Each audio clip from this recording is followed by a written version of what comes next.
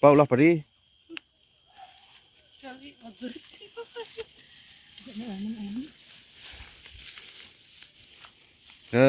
Gantung uruk berapa rei. Tahi dia nguang tanah, gantung uruk berapa rei.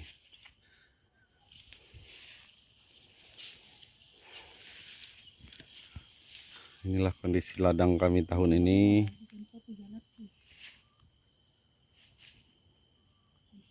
Hampir 2 bulan tidak dikunjungi.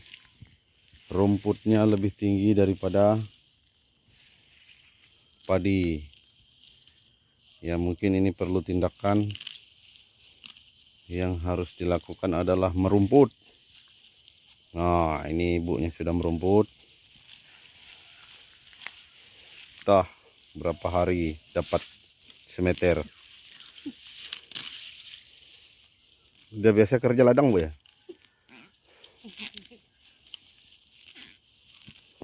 Nah, inilah pekerjaan merumput untuk membersihkan pokok-pokok padi yang dikelilingi gulma.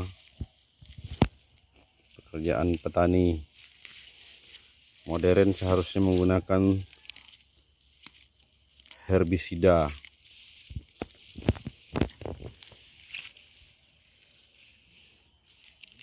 Namun karena kondisi ekonomi yang sulit untuk membeli herbisida untuk membasmi gulma ini, sehingga dilakukan dengan cara manual.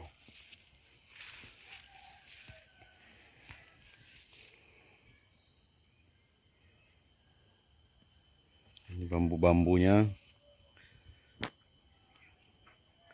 Jadi rencana yang harus dilakukan, action yang harus dilakukan ini, yang pertama kita lakukan pembersihan gulma bambu purna tumbuh dengan cara didongkel, kemudian nanti disemprot dengan herbisida. Setelah itu baru kita masuk ke pengendalian gulma berdaun lebar.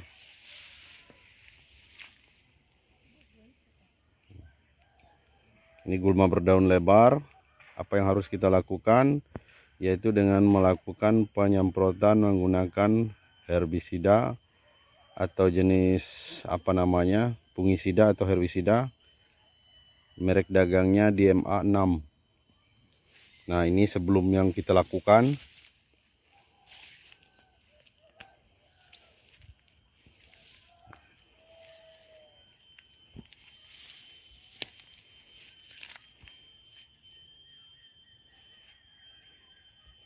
Akan semprot gulma berdaun lebarnya. Baru nanti kalau memang masih ada yang belum mati rumputnya, kita lakukan secara manual lagi. Karena daun lebar yang cukup dominan di sini, mungkin lebih mudah kita menanggulanginya atau mengatasinya, membasminya. Namun ada gulma yang hampir sama dengan daun padi. Nah, ini yang harus memang dilakukan secara manual.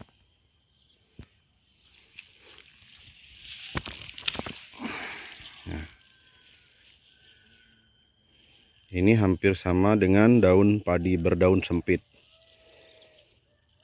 Untuk itu kita memang perlu perlakuan pengendalian gulmanya secara manual. Ya tentunya untuk kos pengendaliannya cukup besar karena kita melakukan secara manual. Apa mau dikata? Karena memang harus hasilnya kita nikmati.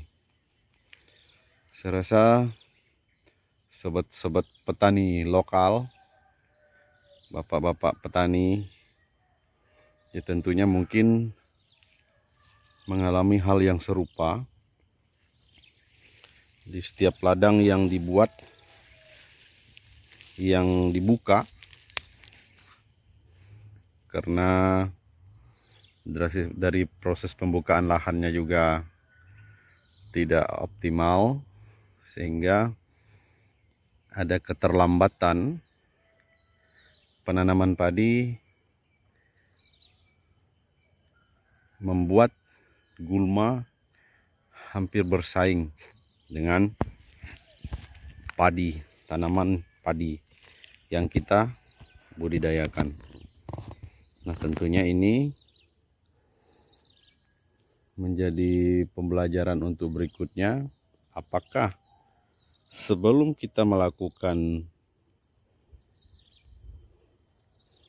penanaman padi, karena benih langsung tanam tugal, kita harus melakukan pengendalian terhadap gulma-gulma yang masih kecil.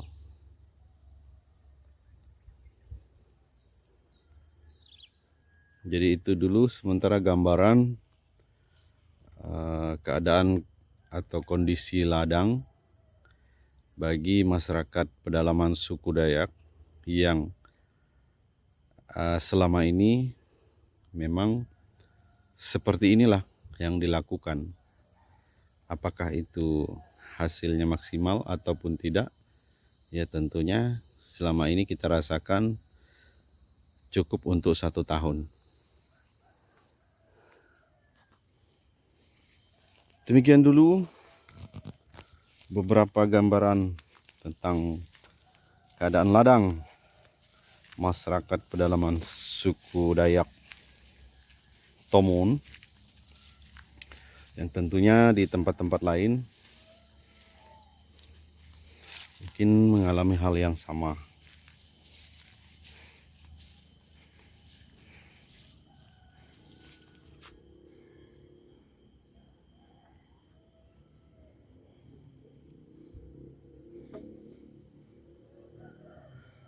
Nggak pakai baju panjang, Bu.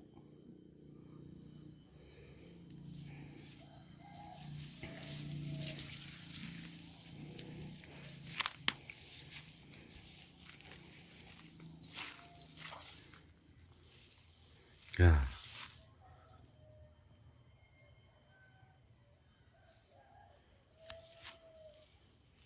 Persinggahan. Pondok persinggahan.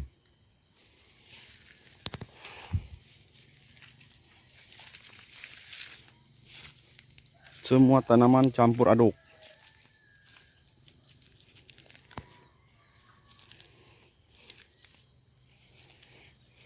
Sayur-sayuran,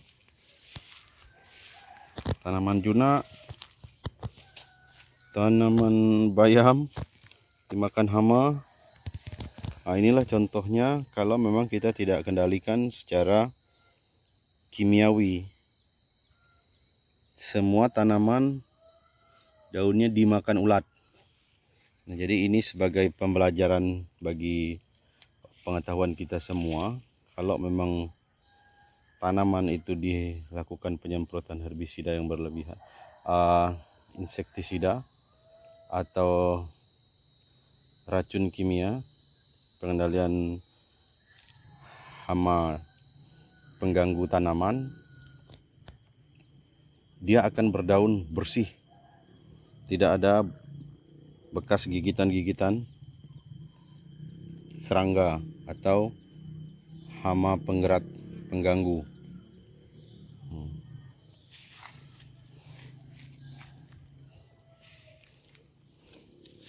Ada jagung, ya seperti inilah